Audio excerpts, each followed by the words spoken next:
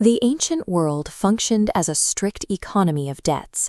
Society was governed by absolute systems of law, where every action required an equal and opposite reaction. If you broke a rule, you paid a price. Mercy had no place in this ledger. Modern perspectives usually frame the stories of Jesus around these moments of supernatural manipulation. We see the walking on water or the multiplying of food and categorize them as displays of raw power or physics-defying magic. Analytically, viewing these events as magic tricks overlooks their historical and psychological function. They weren't intended to simply prove a point about the laws of gravity or biology. The temporary suspension of physical laws served as a teaching tool.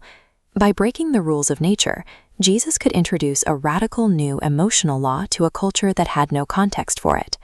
These miracles were deliberate instructions in emotional intelligence, provided to a society that had forgotten the mechanics of compassion. Consider the man who was paralyzed. The account describes his friends tearing a hole through a roof to lower him into a crowded room. It is a scene of total physical desperation. The response is unexpected. Jesus ignores the man's legs and addresses his internal state, declaring that his moral debts, his sins, are cleared. In this era, physical illness and moral debt were inextricably linked. If your body was broken, the culture assumed you were being punished for a moral failure. The weight of your illness was the proof of your guilt. By forgiving the man first, Jesus shattered the lock on this scale. He introduced a path to restoration that didn't require the traditional rituals or the approval of the religious establishment, outraging those who controlled the system. The authority to release a person from a psychological and societal prison proved more controversial than the act of walking.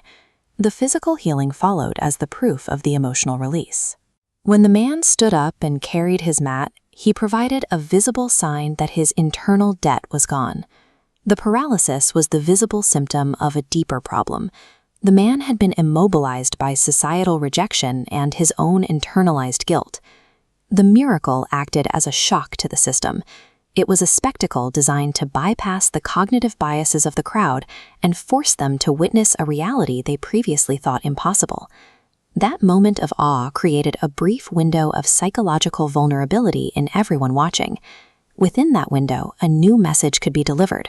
Restoration requires the application of unconditional mercy. Removing the man's guilt was the primary act of liberation. The fact that his legs worked again was the secondary validation of that freedom. This method uses a physical intervention to teach an emotional truth, a pedagogy of compassion that prioritizes the internal state over external appearance.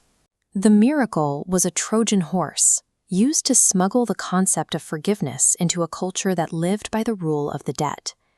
The interaction with the paralyzed man established 5 specific precedents for a new way of treating other human beings. Pillar 1. Active mercy must replace the old cycle of debt and retribution. Like the man on the mat, people need their debts cleared before they can stand up. Pillar 2. Holistic healing is impossible with forgiveness. A person cannot be whole if they are still carrying the weight of their past failures. Pillar 3. Empathy must be extended to those on the fringes. The friends who lowered the man through the roof modeled the effort required to pull societal outcasts back into the center. Pillar 4.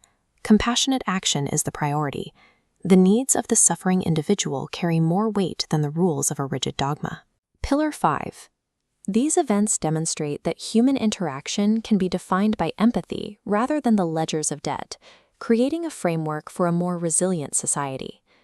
When we examine these historical accounts, the question is what they ask of us today.